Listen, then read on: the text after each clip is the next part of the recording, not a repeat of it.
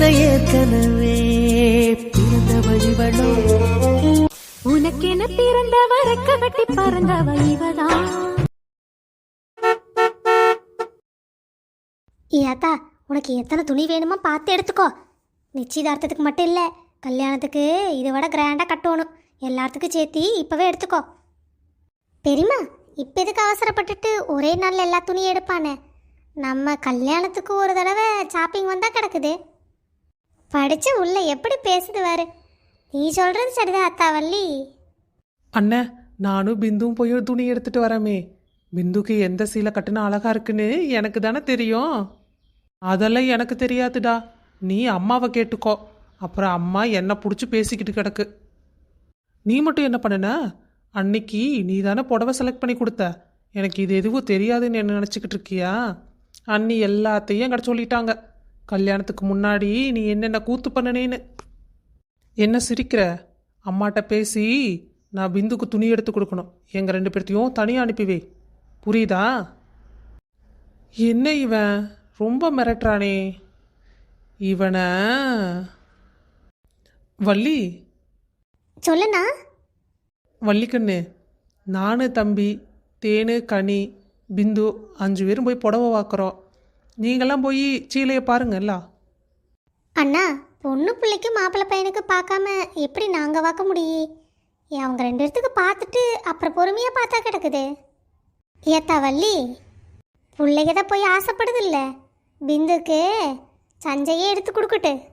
அவனோட ஆசையே நீ கெடுப்பானே. சரிம்மா, போத்தா நீ போய் வருங்கால பொண்டாட்டிக்கு துணி எடுத்து கொடு. உன்னை யார் தடுப்பா? என் செல்ல சின்னம்மா.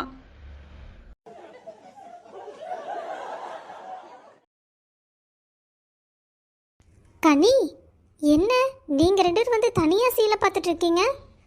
பெரியவங்க யாராச்சும் துணைக்கு கூப்பிட்டுக்கணும்ல? என்னக்கா நீங்கள், நாங்கள் என்ன தொலைஞ்சா போயிடுவோம்?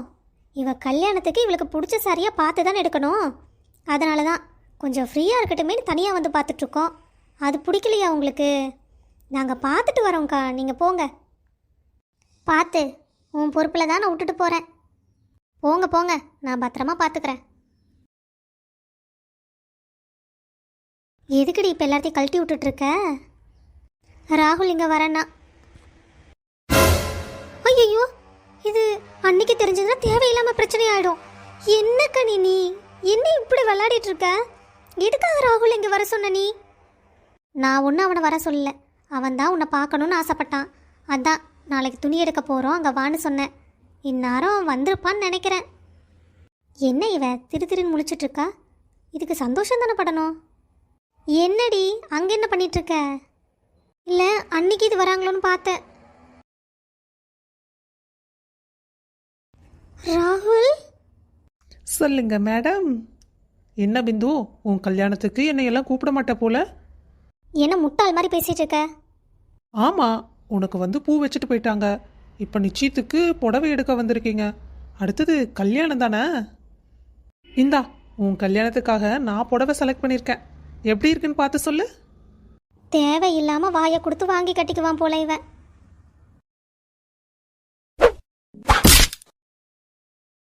இது உனக்கு தேவையா? அவளே மனசு நொந்து கிடக்கிறா. அவளை ஏண்டா நீ போட்டு டார்ச்சர் பண்ணிகிட்ருக்க? முதல்ல நீ இங்கிருந்து போ. நான் உன்னை எதுக்காக வர சொன்னேன்? அவளுக்கு நீ ஆறுதல் சொல்லுவேன்னு பார்த்தா அவளை எச்சா நீ கஷ்டப்படுத்திட்டு இருக்காடா.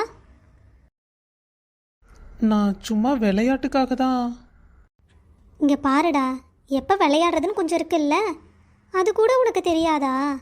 அவளே மனசு நொந்து இருக்கா. இப்போ போய் நீ அவகிட்ட விளையாண்டா அவள் என்ன பண்ணுவா? பிந்து, இங்கே பாரு பிந்து, கொஞ்சம் முதல்ல இந்த இடத்த விட்டு நீ போறியா? நான் உங்ககிட்ட பேசவே விரும்பலை.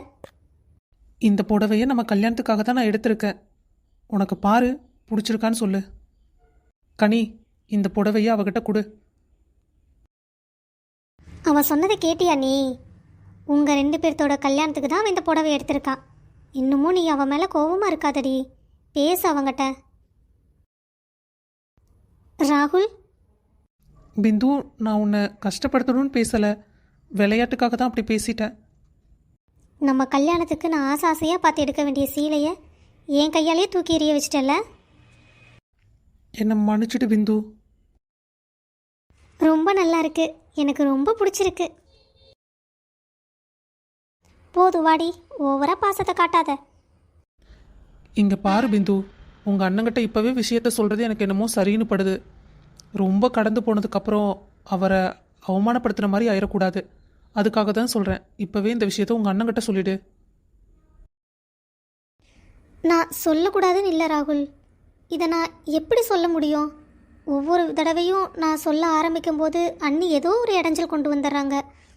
இப்போது பூ வச்சுட்டு போனதே எனக்கு ஒரு ஷாக்கு. என்கிட்ட இதை பற்றி ஒருத்தரும் ஒன்றும் சொல்லலை. அவங்க பாட்டுக்கு வந்தாங்க, பூ வச்சாங்க, போனாங்க. எனக்கு என்ன சொல்கிறது, என்ன பேசுறது ஒன்றுமே தெரியல. அப்போ நான் உங்கள் அண்ணங்கிட்ட இதை பற்றி பேசவா? இல்லை இல்லை, வேண்டாம். ஏன்னா இது ஒரு 3வது மனுஷங்க மூலயமா தெரியும் போது எங்கள் அண்ணன் ரொம்ப கஷ்டப்படும். நானே இதை பற்றி அண்ணங்கிட்ட பேசுகிறேன்.